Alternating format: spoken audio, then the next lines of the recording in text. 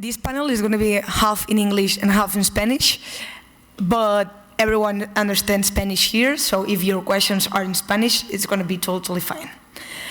Thank you so much for being here in the last session of this morning. The title of the session is Protecting Consumer from Regulation, Defensive Lobbying. And we have here Luca Bertoletti. He's the Senior European Affairs Manager at Consumer Choice Center. And we also have Adolfo Meraz, which is the President of Madrid Aloha. Well, I have prepared a couple of questions that I'm going to make you. If you are okay, we are going to start with you, Adolfo. I'm going to ask you the question in English, but it's totally fine if you answer in Spanish.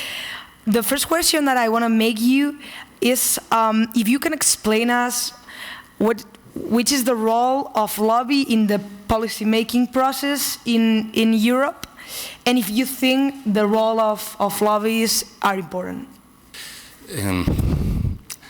¿Cuál es el papel del lobby en la Unión Europea? A ver, al final el lobby que estamos sufriendo nosotros en España y que estamos sufriendo en la Unión Europea, una maximización del beneficio. Estamos, por lo menos los lobbies que están perjudicando todo nuestro sistema, ¿vale?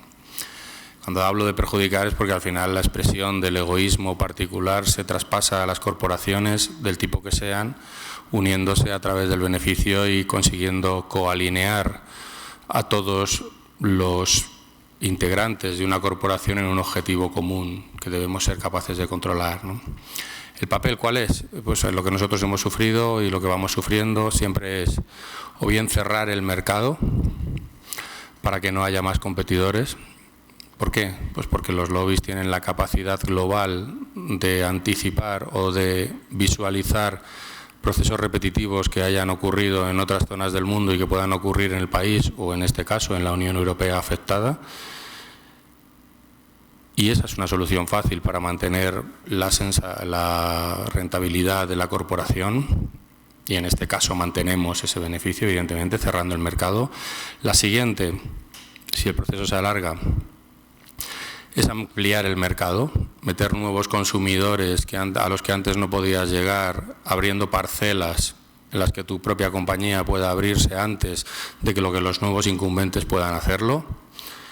Y una tercera que también se pueden ustedes imaginar, y es que después de hacer una intensa labor de lobby y de presión ante los poderes públicos para conseguir una regulación adecuada, cuando no se puede conseguir, cuando el lobby ya encuentra que va a sufrir una nueva regulación que va a ser perjudicial para sus intereses, salir de pie de toda la negociación, es decir, obtener ventajas competitivas u obtener situaciones en las que mediante el agravio comparativo venda el sacrificio que está dispuesto a hacer por el bien de todos o que venda cómo va a afectar a su cuenta de resultados la posible regulación que viene para conseguir una salida beneficiosa. Yo creo que esos son los tres principales caminos en los que los lobbies hoy están actuando en la Unión Europea. Lobbies económicos, evidentemente, luego hablaremos de otros tipos de lobbies, ¿no? Well, I agree with Adolfo, right? Yes, about the lobby and what is needed. I might go further. I think it's essential for actually the political process, lobbying. I mean, if historically, lobbying has been part of our life every day in every aspect, and just in the last few years it became something dark and dirty due to some scandals mainly in some other parts of the world and some corruption in some other parts of the world. In my own country, I'm Italian, so I'm used to that. But actually lobbying is something that happens every day. If you think about a trade union, they are probably the most powerful lobbies. At least I believe in Italy, and I used to study in Spain, so I believe also in Spain, at least 7 years ago, they were really powerful. I don't think much changed.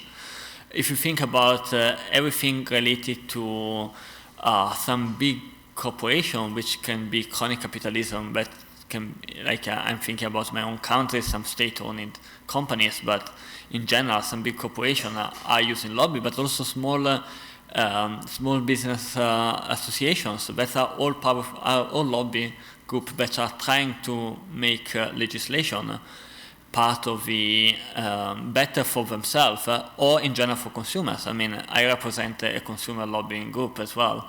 So I believe that the lobby is part of the decision process and part of the policy making, let's say, path in general. And I mean, historically, starting from Roman time going forward. So, and the only part where we were not lobbying, it was under dictatorship in very different part of the year. So, and I anticipate you in the next question probably.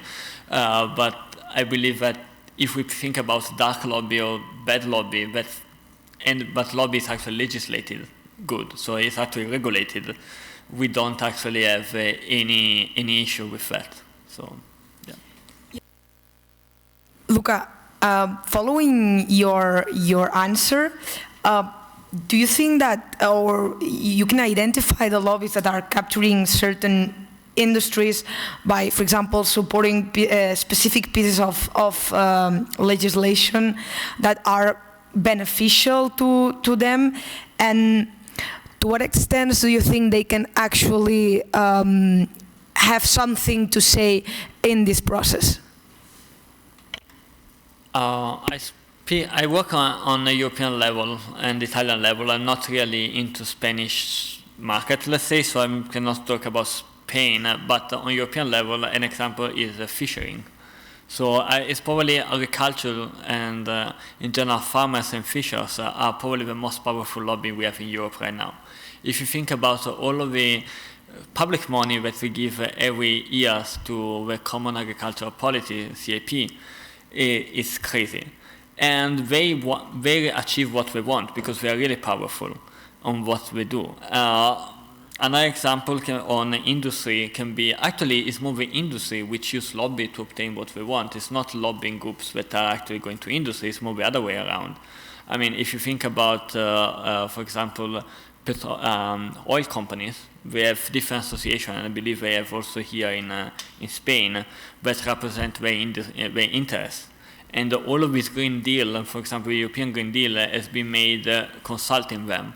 So it's not something that came out. I'm not really in favor of that. I think it's kind of problematic in certain point, but the stakeholders have been engaged a lot on these topics. So every industry, starting from the small one to, I don't know, small businesses. I know in Spain you have a very strong small wine association named Cevese, which is very strong in Brussels. The guy who ran it is really vocal on certain issues. If you think about all of the trade agreements, it's been part of lobbying from one side to another, and it's been all on this topic. So how can we make sure that the European industries, for example, with Canada, are not actually be penalized, and how we can be sure that a Canadian industry are not being penalized, and we reach a good deal. So I would say there is not a specific lobbying group outside the farmers, which are really powerful, which prevail on the others, but I think it's more a dialogue on this. But that's not at least on European level. And what about in Spain, Adolfo? Do you think that there are industries or lobbies that are actually capturing legislators?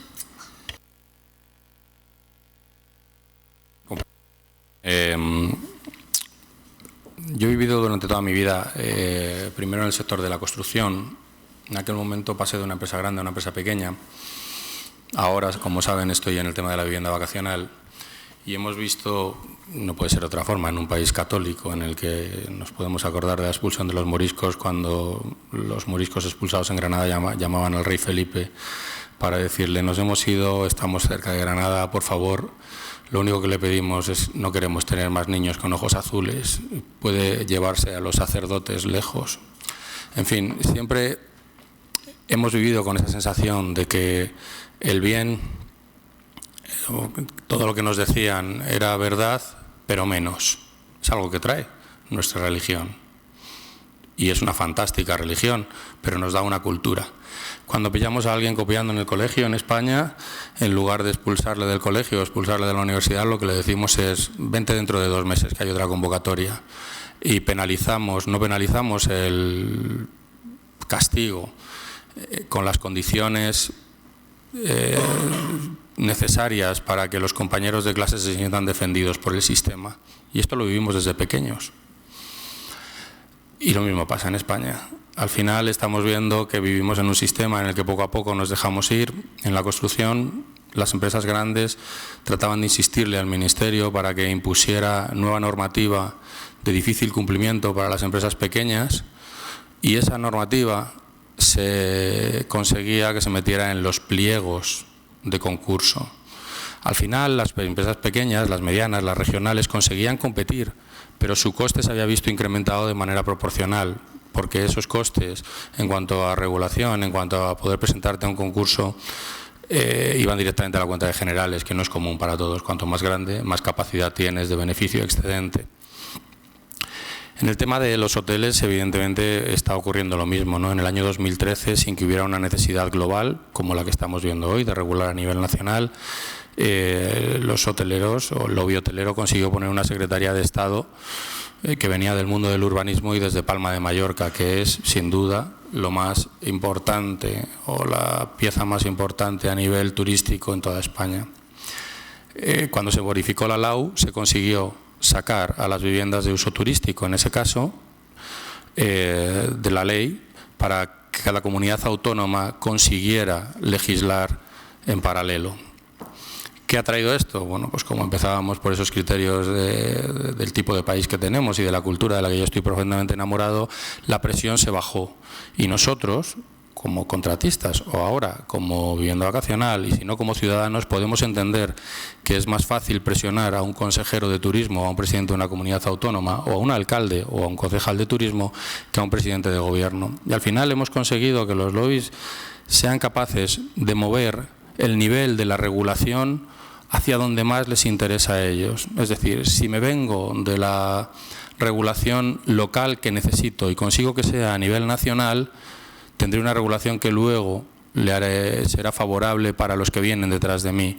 Si consigo que la regulación nacional pase a ser local y que cada una de las localidades tenga que regular, conseguiré un beneficio positivo para lo que es mi sector. Y al revés, ahora que la regulación local puede ser desfavorable, lo que estoy pidiendo es que haya una sola regulación nacional, cuando hace 5 años estábamos hablando de que tenía que pasar a cada una de las comunidades. Esto repetitivamente se reproduce en nuestro país. He hablado de la construcción, he hablado de la vivienda, pero podemos hablar del sector eléctrico, podemos hablar de las condiciones que pudiéramos meter a los supermercados, gracias a Dios, ¿no?, para el doble envoltorio o el triple envoltorio de plástico, si conseguimos que algún día sea necesario. ¿Por qué? Pues porque le meteremos más coste al productor más pequeño, que tendrá problemas. Lo vivimos constantemente. Yo creo que es un problema cultural. Luego hablaremos de cómo solucionarlo, pero sí, efectivamente, la labor de lobby, y ahora está bajando. Tenemos ya los portales de transparencia en los que se publican un 20% de las reuniones que tienen los lobbies con los legisladores, pero al menos se empiezan a publicar, pero todos hemos sabido lo que ocurría en determinados momentos de nuestra historia. No hace falta que saquemos aquí casos de corrupción en los que la presión de los lobbies acababa convirtiéndose en una suerte de corrupción para las empresas que podían ser adjudicatarias de cualquier tipo de contrato administrativo. Lo lleva a nuestro país, es que tenemos una enorme dependencia del contrato administrativo. Nuestra sociedad es muy administrativa. Hay muchos contratos que no están guiados solo por el beneficio o solo por el resultado. No me quiero extender más. But Adolfo, do you think that lobby is something bad in every cases? Or, for example, we, for example, as Juan de Mariana, we work with ideas and we kind of try to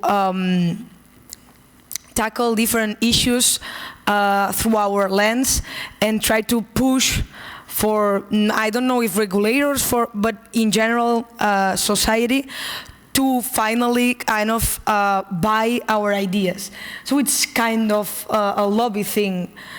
And I'm not sure if that leads also to capture legislators. So do you think we can differentiate between dark, let's say, practices and general lobbying? Sí, por supuesto. No todos los lobbies son malos, gracias a Dios.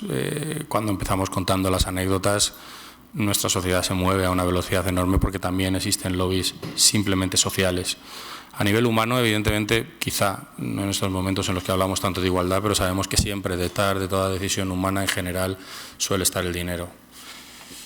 En algunos ese dinero se transforma en términos sexuales, pero también en sexo, ¿no? Mueven las cosas que mueven nuestro planeta, ¿no?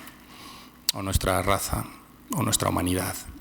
Es verdad que los lobbies sociales hacen una labor impagable. ¿Por qué? Porque cuando quitamos el resultado económico de las aspiraciones humanas, convertimos lo que podría ser malo en bueno. A veces me sorprendo porque los lobbies están aprendiendo también esto, los lobbies malos o los lobbies negativos para nuestra sociedad están aprendiendo a vendernos que sus decisiones que luego van, y es un gran mérito de todas las compañías que se dedican a hacer esto, que las decisiones que van a ir a favor de la sociedad además les benefician. Es decir, las decisiones que finalmente les beneficiarían son buenas para la sociedad. Y esa es la jugada maestra, conseguir que toda la sociedad se alinee con una serie. ¿Cómo podemos conseguir esto? Lanzando un mensaje, y ese mensaje lo repito 5 veces. Un mensaje al principio puede ser cuestionable, pero si tú consigues que lo repitan 5 veces o 5 periodistas y más, si son de diferentes medios, se convierte en un dogma y la gente ya no se lo plantea de nuevo, lo da como hecho, ¿vale? Si esto es malo para uno, es malo para todos. Bueno, no es verdad, puede ser regulemos para las excepciones, pero no regulemos para todos. La sobreregulación de la que antes nos hablaban, evidentemente es perniciosa, ¿no? Cuando hablamos de comunidades de vecinos, asociaciones, la gente que está luchando hoy porque no deforesten el Amazonas, ¿no? Otra verdad impagable, ¿no? Justifico mi necesidad de producir soja porque si no vosotros pasaríais hambre. Bueno, y por esto me cargo el bosque, ¿no? Entonces, la culpa no es mía, que realmente yo te estoy dando a ti un servicio, Europa, porque necesitas comer todos los días y por esto despueblo el Amazonas, ¿no? Los lobbies positivos, los lobbies que se están moviendo a nivel de concienciación social a nivel europeo son absolutamente positivos. Tengamos cuidado que no sean utilizados en algún momento para obtener ventajas competitivas por parte de otros sectores, ¿no? And Luca, what about using lobby as a way to defend against capture legislation? No, well, I will disagree with Adolfo because I don't believe that lobbying is actually bad in general. Okay, it's true. There are maybe some industry which can try are pushing for more legislation or less legislation, but that's part of the game. Coming from an over-regulated country as Italy, I think, no, it's mine, okay, basic issue, never mind.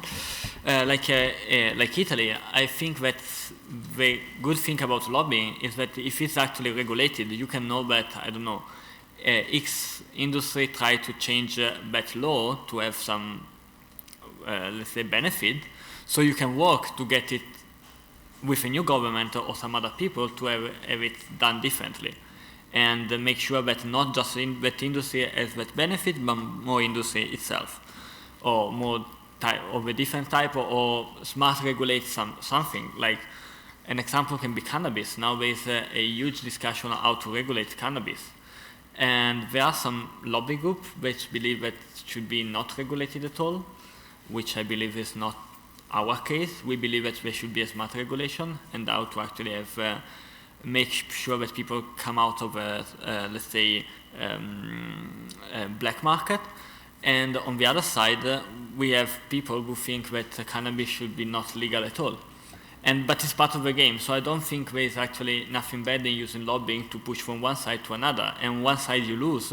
I mean, a very stupid example can be the Common Agriculture Policy, which is probably the 10 times that any liberal mind in European Parliament lose the battle.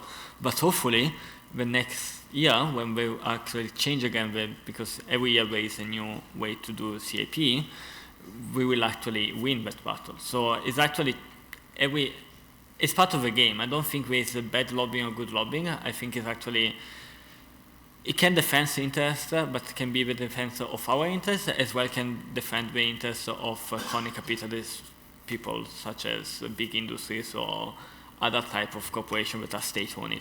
Of course, they play not in a, let's say, field in a same level. Like if you are owned by the state of Spain, or if you are owned by the state of Italy, you have probably much more chance to win a battle at the local parliament. But when it comes to Europe, as nothing is actually owned by Europe, it's actually on the resources that you spend and the type of legislation that you want to approve.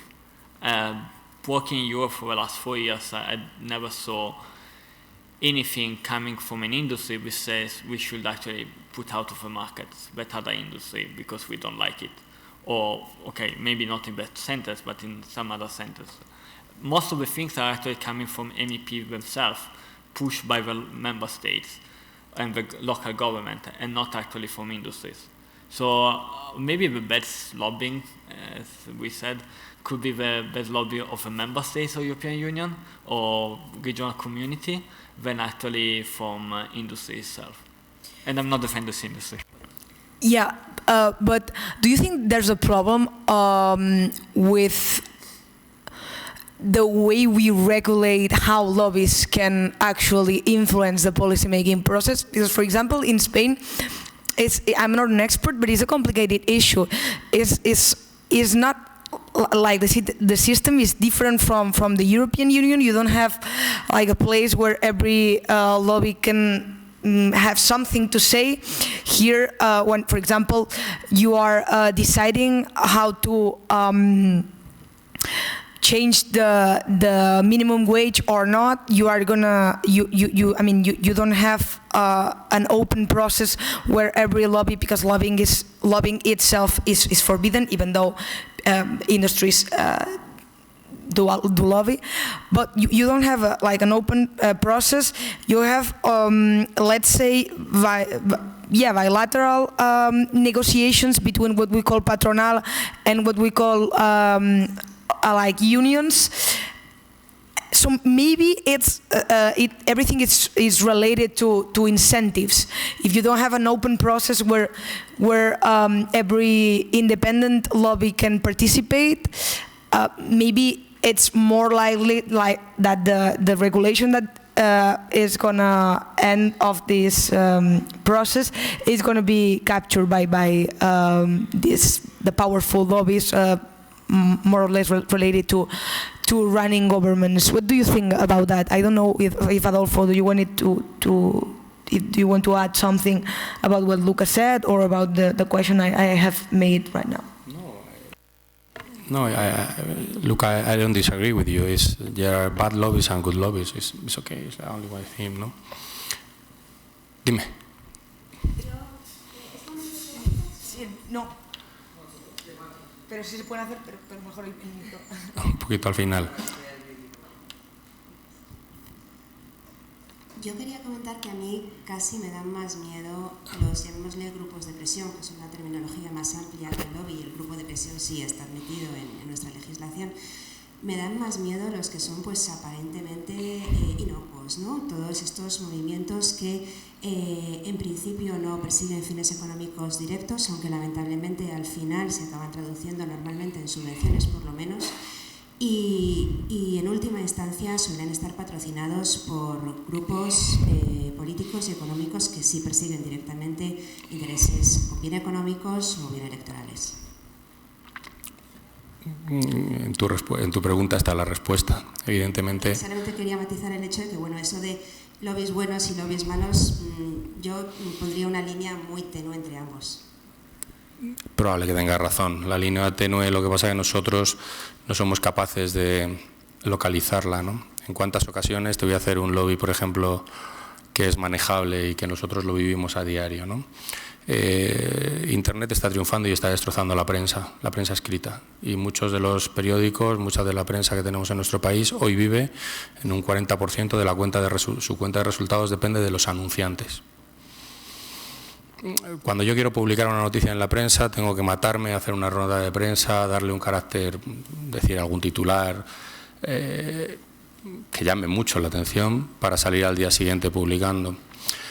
Cuando un hotelero o una constructora que ha pagado un publireportaje como los que hay antes en Expansión en la construcción, o una eléctrica que está metiendo anuncios de una nueva tarifa, que muchas veces es la misma tarifa pero están anunciándose para mantenerse en el mercado, consigue que exista este tipo de... quiere meter una noticia, lo saca al día siguiente. Es noticia al día siguiente en un periódico, ¿no? Pero coincido contigo, es decir, es un mecanismo es un grupo de presión, evidentemente, con unos beneficios excedentarios grandes que no tiene por qué a lo mejor darlos en bolsa completamente para poder utilizarlo, ¿no? Coincido completamente, a mí me pasa ahora, en el que hay grupos sociales o lobbies sociales que aparentemente no tienen ningún otro tipo de objetivo y que cuando rascas un poco resulta que están patrocinados o que están participados por grupos de intereses económicos. Dos casos te pongo, no contrastados, pero sí conocidos. Las revueltas o las manifestaciones de Barceloneta hace 5 años, que tenemos todos en la cabeza, por los vecinos que salían a la calle, entre las sociedades, entre el comité organizador había trabajadores de hoteles. Luego se les ha vuelto en contra porque hubo una moratoria global, pero en el origen los que movían los grupos de WhatsApp de los vecinos era gente que tenía un interés económico que nunca salió a la luz. Hoy por hoy, cuando me hablas de subvenciones, por ejemplo, es verdad que hay determinadas asociaciones, y en este caso estoy pensando en 2 o 3 asociaciones vecinales, cuyos presidentes tienen un marcado carácter político y han perdido las elecciones. En el momento en el que su partido político estaba en el poder, tenían un posicionamiento muy agresivo, que coincidía, cuando tú te pones el título de asociación vecinal, parece que representas a todos los vecinos. Y sin embargo, es verdad que a las juntas de vecinos de nuestras comunidades nos cuesta ir. Es decir, sistemáticamente la gente que se apunta en asociaciones vecinales suele ser gente que ha tenido un daño, un dolor o quiere utilizar la asociación vecinal como altavoz. Tú no vas, en tu vida en general bastante tenemos ocupada la vida como para al final meterte en una asociación de vecinos que no te va a aportar nada que no sea un altavoz, ¿no? Cuando luego hemos rebuscado un poco más, hemos encontrado un segundo tipo de dirigente de estas asociaciones. Gente que desde el año 2007, por ejemplo, el portavoz que fue portavoz por la memoria histórica, desde el año 2007 lleva haciendo documentales hablando de la memoria histórica, curiosamente subvencionados por partidos políticos afines a su pensamiento. ¿Cuál es el objetivo de una asociación cuando decide seguir peleando en la lucha? Que rápidamente vuelva, y ahí está el peligro que tenemos, que es difícil de localizar, que rápidamente vuelva el partido político que le daba las subvenciones. Es curioso, ¿no? Cuando uno vive y estableces este clientelismo y decimos que la administración es muy potente y reparte muchas subvenciones, generas un tipo de personaje. Nos ocurrió con partidos políticos que llevaban 25 años en el poder, chavales que solamente habían sido políticos y no habían pasado por el mundo de la empresa privada, pero nos pasa también con otros a pequeño nivel, y tienes toda la razón. Vestido de un manto de neutralidad, hay un interés económico detrás, volvemos al egoísmo en primera persona, y es que vuelvan los míos para poder conseguir que me vuelvan a dar lo que antes me daban. Tienes razón, no te puedo decir otra cosa. Que casi he aprovechado para responderle a ella y para responder tu pregunta, ¿no? Bueno, pues. To reply to your question, Ivana, I don't know the Spanish legislation, but if I understood well, you actually don't have any regulation. Lobbying itself is forbidden, right? So what it's in European Union is like if I go to meet anyone at the European Commission, it's reported on a website, on a register, that I went to meet that person at the European Commission on over a high level. Of course, if I meet an employee that works at the doorstep, it's not really interesting, but if I meet anyone on DG level, they actually sign it. When it comes to the parliament, I believe that in that case we have a badge and we can enter in the parliament with a badge, so they know that we can meet people. The MEPs should not report who they are meeting, of course, because it's their choice to meet, but they have to actually say to the party, I met this person or that person. So there is a bit of transparency on that.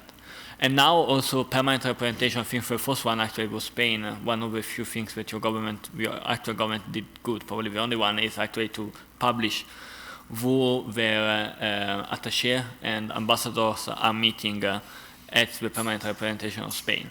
So that's, I think, allow the public to know that we are actually working on that issue, on which topic, and have a bit of transparency.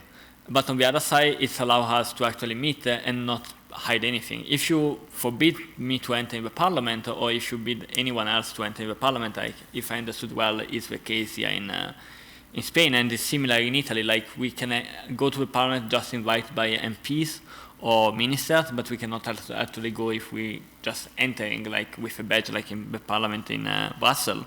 What happens is going behind the door. So going dark, and if we meet in the parliament, I cannot say, I give you 1,000 euro and you sign this law for me. If I do in a closed door, that's what is forbidden in Spain, like okay, to actually do this. Okay, but that's corruption. That's not lobbying. It's corruption, and I will distinguish between corruption and lobbying. I mean, corruption is illegal, I guess, everywhere. Probably just some part of Italy is not, but that's another story. Didn't say this. I hope you can cancel afterwards, please. But apart from jokes, corruption is illegal everywhere, but it's much easier doing it if you are not actually have a transparency on how you meet and where you meet. Like, if you can meet in the parliament, no matter where. You can meet in MEP, European Parliament, in an MEP office, or you can meet at the bar. You are in a public place, so you can never say, okay, I'm going to give you 1,000 euro, and you actually sign this law. If you are not allow someone to enter the parliament to actually share their idea with the MEP, it's much easier that this person goes to call the MEP and say, listen, I offer you a dinner in this place, it's just me and you, and I'm going to give you an envelope with 1,000 euro inside. Why don't you present this law? That's something that, believe me, coming from one of the most corrupted countries in Europe, I think Romania is worse than us, and they said everything, it's quite easy to do. So that's what we should actually implement, and I believe that you don't have any register in Spain, if I'm not mistaken. Like, you don't have a register where you sign who is entering and who is not. Which, to be honest, I'm not sure. What I do know is that when you are, it's not like. Let me explain myself. Of course, corruption is forbidden everywhere, but in Spain, when you wanna pass a specific piece of legislation, you used to negotiate only between the representative of industries, what we call patronal, and the unions. So it's not like Juan de Mariana, us. We have the chance to meet and to be honest, it's really difficult to find someone to listen to what you have to say and to meet whoever member of parliament is, and to actually explain what it's your position. For example, you were speaking now about some industries, but I wanted to ask you something. Let's use the case of Airbnb and what happens with with hotels and these industries. I mean, hotels are now protesting against Airbnb, and not only hotels, also some neighborhood associations, because it's what we said. I don't know how to say it in English, but competencia desleal, or because they are noisy people, and we don't want to have these kind of places in our buildings. Okay, what Airbnb or other platforms of sharing economy in the hotel sector, what they are actually doing is lobbying, is meeting people and explaining why we can't or we don't have to over-regulate Airbnb and sharing economy platforms, because that's going to be harming for individuals and so on. So this is a kind of lobby, and this is defensive lobby, because are big lobbies that are capturing legislation, that are the hotel sector, that are actually imposing their goals to the rest of the people. So I wanted to know your opinion on this issue. A ver, no puedo hablar en nombre de Airbnb, pero sí que he visto evidentemente la evolución de Airbnb en los últimos 6 años, ¿no? Yo creo que la primera reunión que tuve con Airbnb todavía no teníamos la asociación montada y acababan de abrir un representante en Madrid. Y ahí nos reunimos en un piso 5 o 6 personas.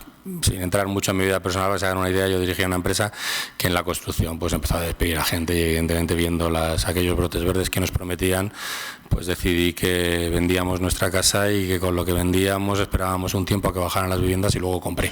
Y así entramos nosotros a ser anfitriones de Airbnb, ¿no? Reubicarte a los 40 cuando has estado dirigiendo una compañía y de repente tienes que sacar adelante a tus hijos es francamente complicado, ¿no? ¿Qué ocurrió en los inicios? Y lo van a ver ustedes en la imagen de marca de Airbnb. La imagen de marca de Airbnb hace 5 años estaría al nivel de Coca-Cola. Era maravillosa porque le estaba salvando la vida a la gente. Y en 5 años que hemos conseguido a través de la comunicación y de los malos ejemplos que la imagen de Airbnb hoy no sea tan positiva, sin ninguna duda. Tenemos que hacer un enorme esfuerzo de comunicación para defender las cosas que son buenas, que son la mayoría. Pero hay casos excepcionales en los que son malos y efectivamente ese es un caso de lobby defensivo. Hemos sufrido un ataque importante y continuo que además ha evolucionado, les contaré también cómo ha evolucionado, de una forma brutal en contra de... Cuando nosotros empezamos como Madrid Aloja, ya no como Airbnb, aunque evidentemente teníamos contacto con la plataforma, notábamos que los hoteleros tenían esto de lo que les hablábamos antes, ¿no? Esta capacidad de comunicación, de saltar noticias pronto, de sacar lo que son las anécdotas, ¿no? Hay 10.000 personas en Madrid, sino 10.000, casi 2 millones de personas deben de venir a Madrid a vivienda de uso turístico y uno se asoma en calzoncillos a una terraza, ¿no? Podría ser un Erasmus, no sabemos quién es, o podría ser un marido despechado, no sabemos quién es. El caso es que damos por hecho que sacamos una foto y decimos que es de una vivienda de uso turístico.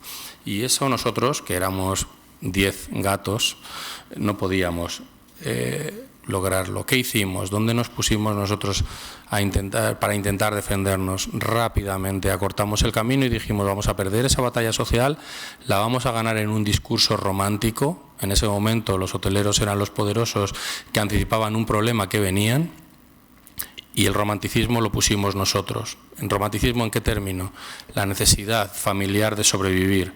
La cantidad de amigos ingenieros de caminos que tenía yo en ese momento, que habían tenido que salir disparados de España porque se había acabado un sector y no volvían. Y llevamos 5 años y hoy todavía eso existe, mis compañeros no vuelven, los de mi promoción, siguen cambiando de países fuera de España y es un discurso que tenemos.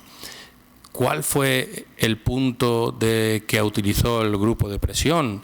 El lobby en España para hacerlo, los vecinos. De repente los salarios bajaron un 30%, un 40% en algunos casos y más. Durante un tiempo los precios de los alquileres bajaron en paralelo, pero como el mundo es una sociedad global, hubo gente que puso en nuestro país dinero cuando vio que los activos que teníamos, la vivienda, que ciudades maravillosas como Madrid se habían desplomado de precios desde 6.000 euros el metro cuadrado hasta 1.500 o 2.000. ¿Qué ocurrió? Que los salarios se quedaron donde habían bajado en la crisis, todos hablamos de la devaluación que sufrimos y sin embargo los precios se recuperaron porque somos permeables. Había gente que venía de Israel, fondos de inversión que conocen el mundo a nivel global. Gente que venía de Venezuela, huyendo de con una decisión tomada firme de evadirse, que están ahora mismo comprando casas en Salamanca. O simplemente fondos que vieron que un precio de 1.500 euros el metro cuadrado era irrisorio para una ciudad en un momento en el que además la forma de divertirse estaba cambiando. Ya no era tan importante tener un spot en tu ciudad, unas pirámides, una Sagrada Familia, una Torre Eiffel, en la que cuando vas a París subes durante 10 minutos o 1 hora o 2, pero tu viaje a París no es esencialmente ver la Torre Eiffel, sino que necesitas disfrutar de lo que nosotros tenemos en Madrid o en España, por extensión, nuestras noches, nuestras comidas, nuestra cultura, nuestra forma de ser. No hay tío al que oigamos o persona a la que oigamos hablar con un acento diferente a la que no nos acerquemos a preguntarle de dónde es para que nos cuente algo de su vida. Eso es un carácter español y eso es hoy lo que se vende. Cuando ese discurso romántico nosotros lo ganamos y todo empezó a funcionar, se empezó a oír hablar de forma que yo a veces cuando hablaba con la gente de la CEAD, con los representantes del lobby hotelero, de forma en la que ellos se hacían eco del discurso de esas asociaciones vecinales que antes os he comentado cómo se formaban, y evidentemente había cambios de contratos que coincidían con los 3 o con los 5 años y la gente quería recuperar lo que cuando habían bajado los precios de alquiler habían tenido que asumir. Yo estoy en Airbnb porque no quería alquilar sin fianza y sin referencias salariales. Prefería la posibilidad de recuperar mi vivienda y la posibilidad de tener asegurado el cobro, que era lo que me hacía que yo estuviera fuera del mercado inmobiliario a largo plazo. Bueno, pues después de todo esto hemos oído a gente hablar de la expulsión de los vecinos. Pero cuando nosotros hemos llegado y hemos dicho, oye, datos del ayuntamiento, este año y el año pasado y el anterior, los vecinos en el centro de Madrid, por padrón, que era el dato que teníamos antes, han crecido. Y a Madrid han venido a vivir 80.000 personas en los últimos 2 años, 3 años, perdón. No sé si pueden darse una idea de que a 2 personas por vivienda, que no es la media que hay en Madrid, es 2,2, estaríamos hablando de una necesidad de 40.000 nuevas viviendas. Lobby defensivo, al final cuando tú consigues captar a la sociedad y repetitivamente mostrarle datos, es difícil volver a captar, tienes que poner muchos datos encima de la mesa.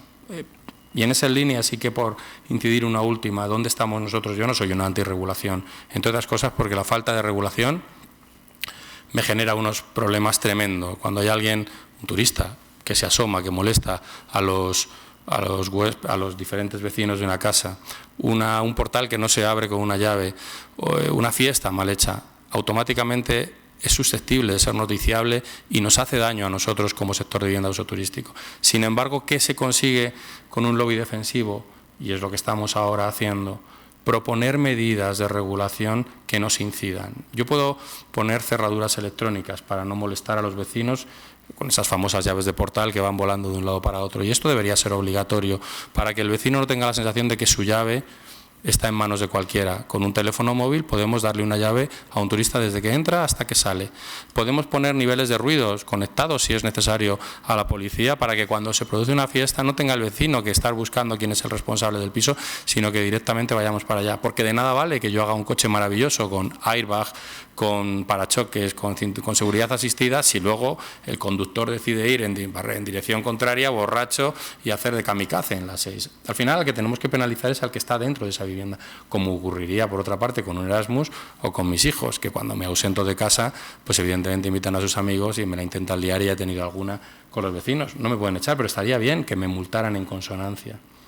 La autorregulación, las propuestas de autorregulación basadas en datos reales que contrasten con las noticias son muy importantes para ejercer el lobby defensivo, ¿no? Es así. Luca, you wanted to add something, and when you finish, if you're okay, I think we are going to open 5-10 minutes question. No, I agree completely with him, and I make an example from Italy. Airbnb is being regulated, I would say fairly regulated.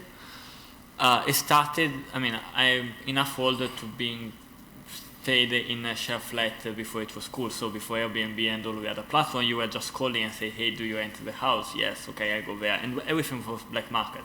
Nothing was taxed. And when Airbnb exploded, they actually noticed that there was this thing that you can actually tax. So we actually make taxes on that. And I honestly think it was a fair deal. You have to pay taxes, and that's all. Have the same regulation that you have on hotel is completely impossible because you don't have an hotel.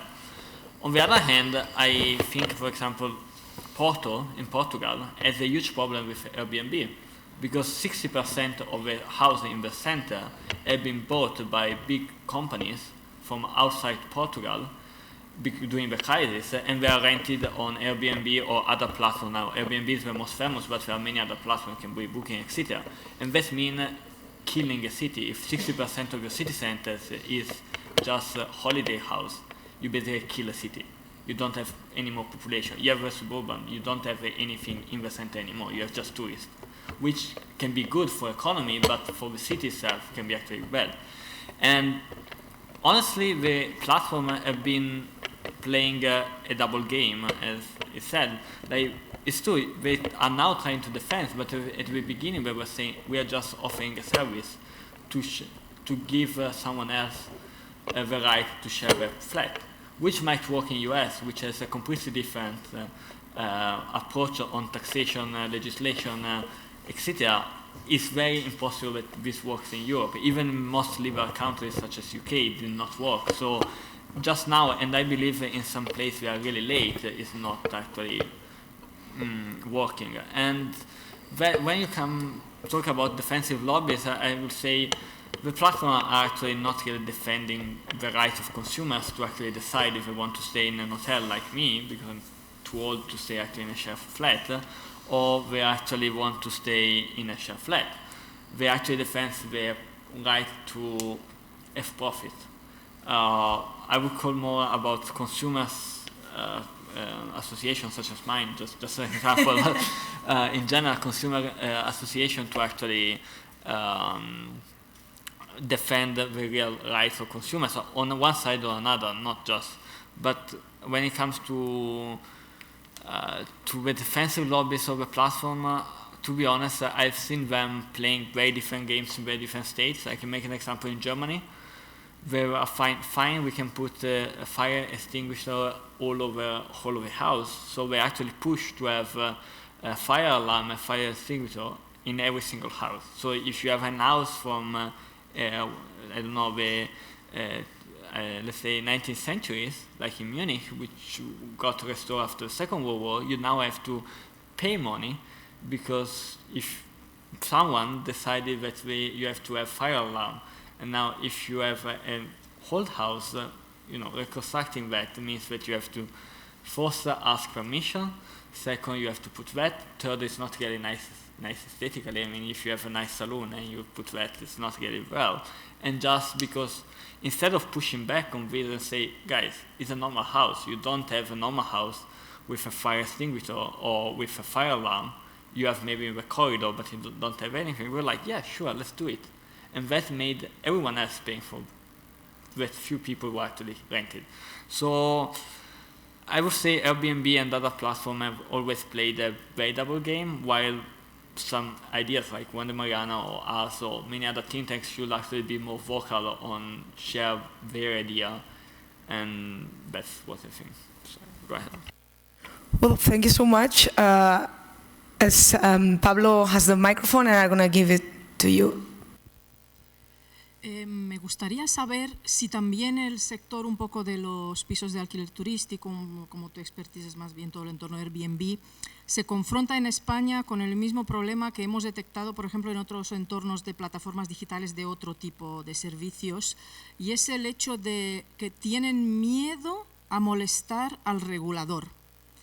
Entonces dicen, no, es que no podemos hacer nada en este ámbito porque, bueno, más vale mantenernos agachados porque, bueno, es verdad que nos van a freír bien, pero, bueno, nos pueden hacer todavía peor. Entonces, mejor nos callamos y no decimos nada, o mejor no vamos a participar, no os vamos a dar informaciones que podáis utilizar vosotros desde la sociedad civil, desde los medios de comunicación, que de alguna manera ayuden a nuestra causa, promuevan nuestra causa, aunque nosotros no seamos proactivamente como entidad, plataforma, asociación o empresa de este tipo. ¿Le pasa esto también a Airbnb? ¿Lo habéis, vamos, lo has notado tú? Más que notarlo, lo he sufrido, diría yo. ¿Por qué? Pues porque a mí me interesa poner... El otro día teníamos una reunión con el ayuntamiento en el que decíamos que Airbnb a fecha de noviembre había traído 1.200.000 personas a Madrid y, sobre todo, muy importante, 1.200.000 madrileños habían usado Airbnb para viajar. Pero en esa línea de que la marca ha ido degenerando o teniendo una peor imagen, evidentemente han determinados datos que deberían hacerse públicos, no solo Airbnb.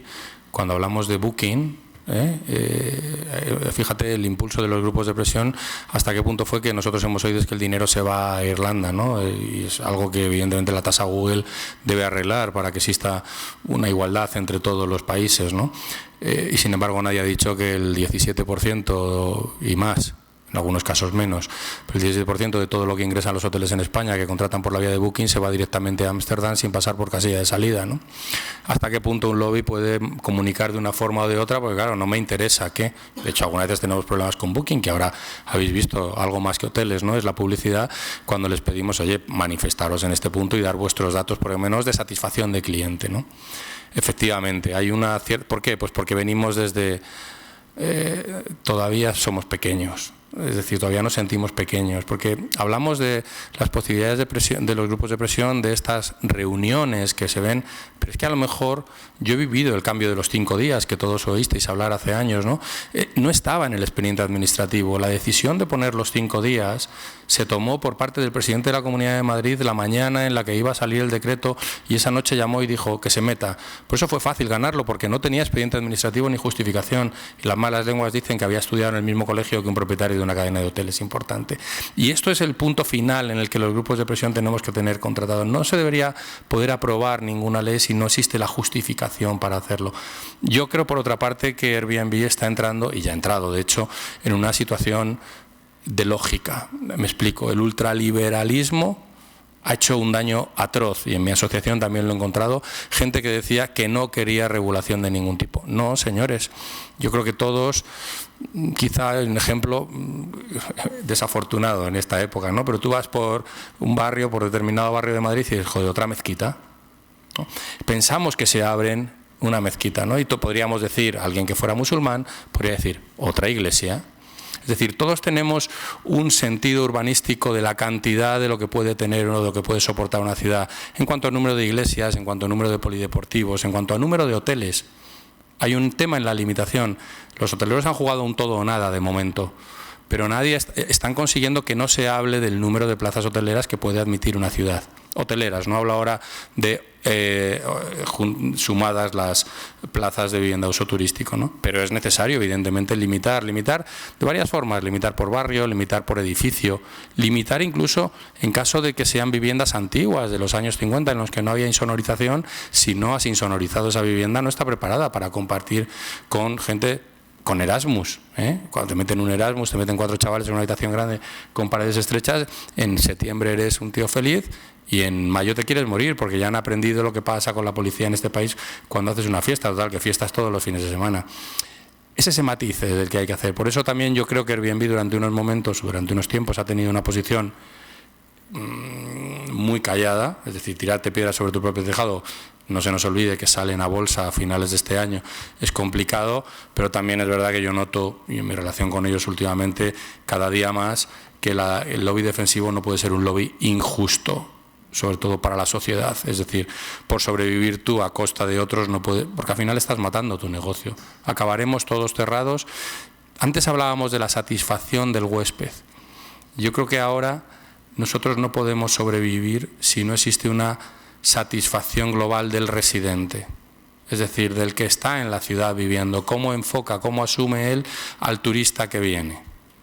Si esa experiencia final es buena, es positiva, ve que se genera empleo, ve que no hay problemas, ve que han venido, te lo digo por los pisos que llevo 5 o 6 años, he sido presidente de varias comunidades, ¿no? Al cabo de 3 meses tu relación con el turista cambia cuando ese turista, que es diferente, puede ser diferente cada 3 días, no te ha dado problemas, te acostumbras a él.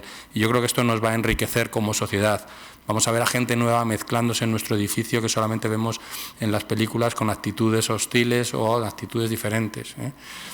Pero hay que contarlo de esta forma. No podemos hacer una defensa ultraliberal de cualquier sector porque al final nos convertiríamos en un lobby perjudicial igualmente, ¿eh?